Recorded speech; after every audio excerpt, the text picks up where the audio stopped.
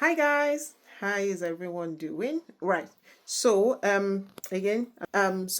another video just to tell you about my experience of doing the MRes selection. So a lot of you guys have been applying for the MRes program within different universities, I'm sure. But the one that I want to talk about is the one within the university that I work at. So of the past few months, I believe I have been working on the admission, and I have been reviewing admission and working with the admission team generally, just to advise on who to select and not select, and just the selection criteria, all of that. Now, the reason I'm making this short video is to just highlight the importance of personal statement.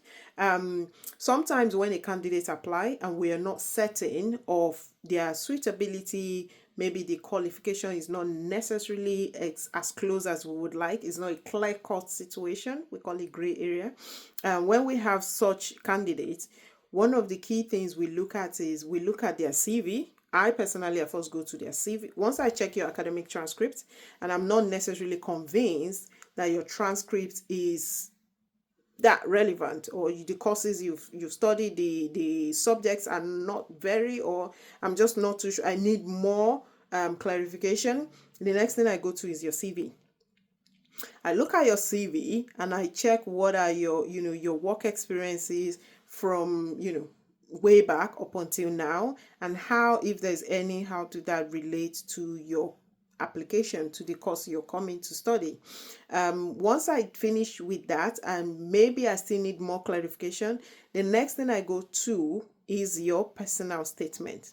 Now, what I'm looking for in your personal statement is to really highlight, one, why you coming to study this course, and two, do you even know about this course? Because some students, it seems like some people just apply and not necessarily know what the course entail.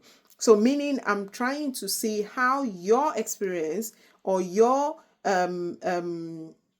qualification, how it links to the course that you have applied for. So we're looking for things like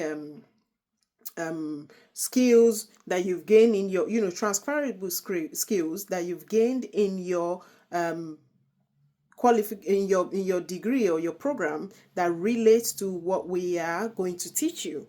Some skills, so for example, if you've done something around research and you're applying for MRes, that would be very important for you to highlight in your personal statement that you have an understanding or knowledge of some research skills. We don't expect a lot, but at least you have that. Things like subject knowledge, if you have some subject knowledge that is relevant, maybe you've studied or you have an idea around health, you can highlight that in regards to the current course that you're coming to study. So generally, what I just want to highlight or really emphasize on is the importance of really taking time. Some people's personal statements, oh God almighty, it's beyond me. They literally just write few lines, nothing of importance that really piques the interest of the reviewer, and then put that on their statement, and that's not good, because it doesn't help us see how you fit for this course. So meaning what I'm trying to say is you need to take your time. It's not a checklist type of item. So you have to take your time, and you have to really go through the website of the university, take time to study what exactly they've put on there, what are the courses, their career opportunities that they've highlighted, and you want to link that back to yourself. So the courses, you want to link some of the skills that will be developed in those courses as some of those that maybe you currently have or potential that you want to develop.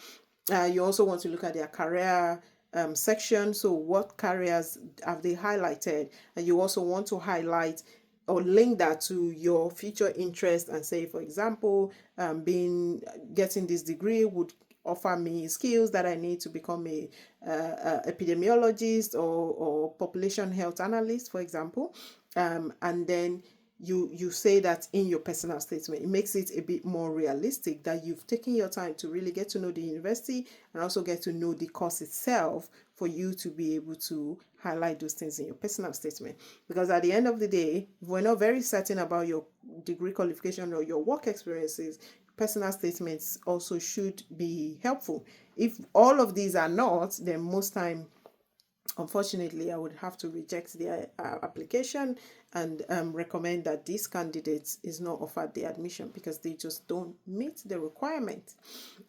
Also, I think it's very important that the degree is strong, in terms of, so some people, you have your degree and maybe it's not that strong. If it's not that strong, then you want to add on. When I mean strong, I'm talking about the qualification that you graduated with. So if it's not very strong, then you want to add on a bit of other qualifications outside your primary degree. So maybe you've done a diploma course, maybe you've done some short courses.